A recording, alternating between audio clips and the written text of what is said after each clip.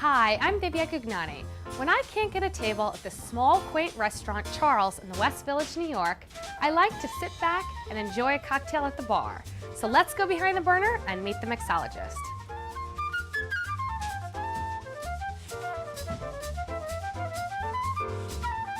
So I'm here with mixologist Pete Harrison. Pete, grapefruit and mint, what are we making? We are making the Jane today. Basically, Charles, first and foremost, is a great neighborhood spot in the West Village in New York, so we've kind of incorporated all of the street names into our drink names. So we'll get started. Basically, we start with our Boston shaker, if you want to grab yours over there. I got mine. I've pre-cut up a couple grapefruit segments. You kind of want them to be this size because they are easier to muddle.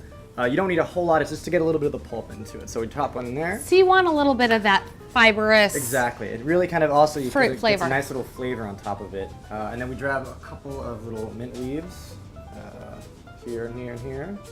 And then the next thing we want to do is we want to muddle them. And now we don't have to get too crazy. It's not like making mojito where you really want to get all the juices out. This is basically just to kind of get the pulp. So a couple light hits. So when you're muddling, what are you really doing? You're just breaking up the fruit? Just breaking up the fruit, kind of releasing some of the mint oils. Again, this drink is kind of about all the pulpiness. So really we want to get that pulp out. That's a good tip. Couple cut hits. Yeah, you can really release the oils of the mint when you muddle really it up. A good technique too is when you're muddling, it's not just kind of pounding it, it's kind of twirling it around just a little bit. You kind of catch the mint, kind of catch the grapefruit. It really releases the oils there. And then after that, we fill it up with ice.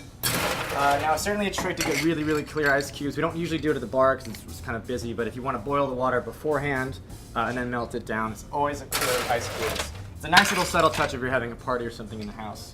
Now, this is a vodka-based drink. So basically, today I'm going to be doing Snow Queen, which is a 5-time distilled wheat organic vodka from Kazakhstan. Sounds exotic. It is very exotic. The bottle is also very exotic. It is. It's very pretty. It's a great. Makes you feel like a queen. Great Halloween costume too for the future. But it's the spring water is from the Himalayan hills, so it's actually really, really nice, really, really fresh. It's not a must. It's a little bit harder to find. It's still kind of a boutique. Really, kind of any vodka you can get. You don't have to be organic or anything like that, Polish or potato or anything like that. But basically, we do 1.5 ounces, which if you're pouring in the speed pour, it's about 6 seconds. It's kind of an easy way to do it. 6 seconds, that's a good kind of tip. A total 6 seconds trick. and enough booze for your drink. Yeah, exactly. That'll never change. It'll always be that 6 seconds. So you can kind of do all kinds of great twirls and stuff like that, but it's basically 6 seconds. Then I usually add just a little bit touch of actual fresh squeezed grapefruit juice. This helps kind of offset a little bit of the pulpiness with the actual fruit to give it a little bit more syrupy taste. So just a little dash, which is basically like a 1/2 ounce, but just a little touch. It'll change up the color too.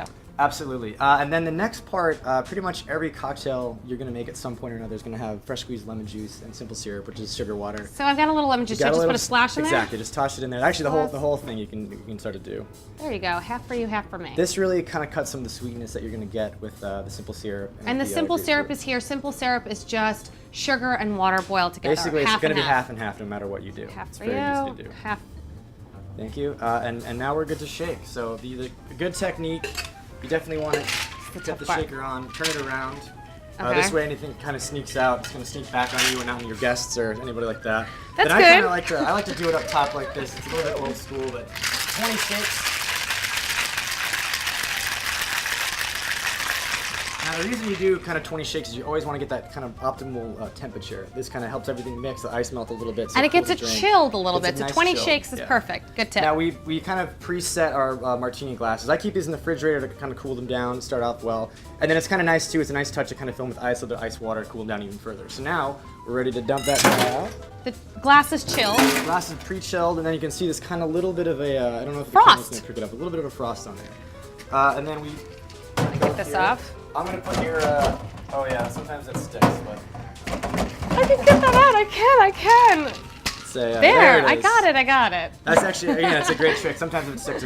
You just got to bang it on the side and make it happen. So am I straining? You're straining. Okay. Just dump it on in there. Yeah. I'm going to strain on into my glass. Look at that color. It's like pretty really grapefruit. Nice fresh. And you can see some of the pulp too, just a little bit. Yeah, just a tiny bit, which will be nice on your palate. So there I go. I'm going to cheat. This is kind of the speed bartender trick, but if you really want to kind of get out quick and kind of skip the train. Oh, that's good. I've never seen that before. You can kind of, get a little show to it. So if you don't have a strainer, that's a great technique. Yeah.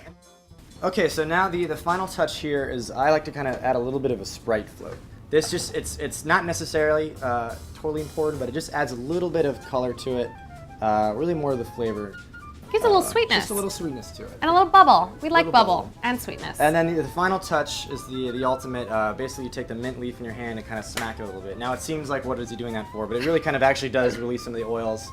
And then you just kind of slide it in just like that. Where's mine? Let me grab another one for you so you can smack I it. want to smack mine. This is a nice I'm big not, one. I'm not getting away without doing my smacking. There it is. Smack! Nice smack. That Okay, oils are that's out. pretty. We get the essential oils, and it'll infuse a little bit of my cocktail. And that is the Jane. So. Yay! Let's Let's, drink it. See what it's yeah. like. Cheers. Cheers.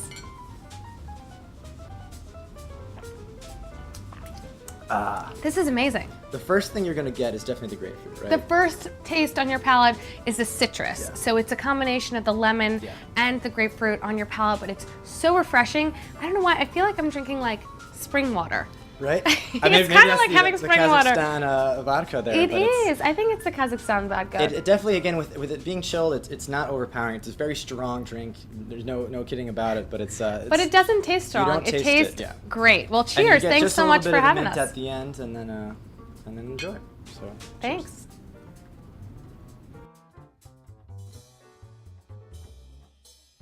Stay tuned to Behind the Burner, where we give you the tips, tricks, and techniques that are lighting the culinary world on fire.